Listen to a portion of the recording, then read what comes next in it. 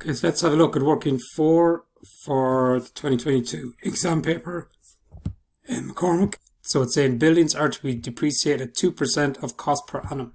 So let's have a look and see what it tells about our buildings. Remember, if we have land, we need to take land out of buildings because land doesn't usually depreciate.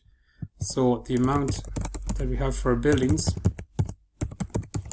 remember we've done an adjustment on this, so we need to go back and get the most up-to-date figure. So in the previous adjustment where our warehouse was damaged or burnt down by a fire, so our land and buildings is worth 160 or 1,640,000.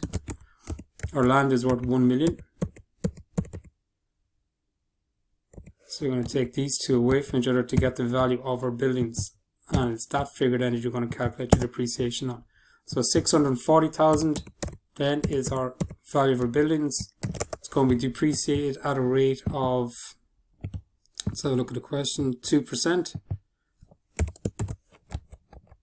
So 640,000, multiply that by 2%.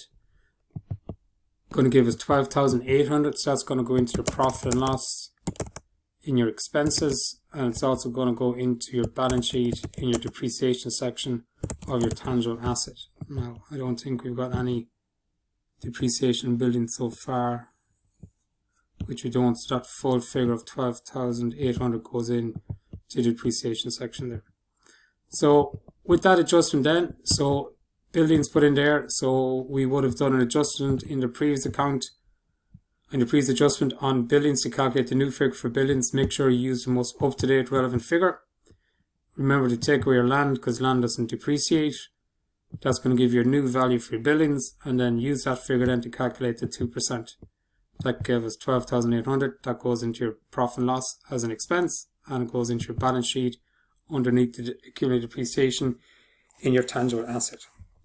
That's working 4 for the 2022 paper. Company account for McCormack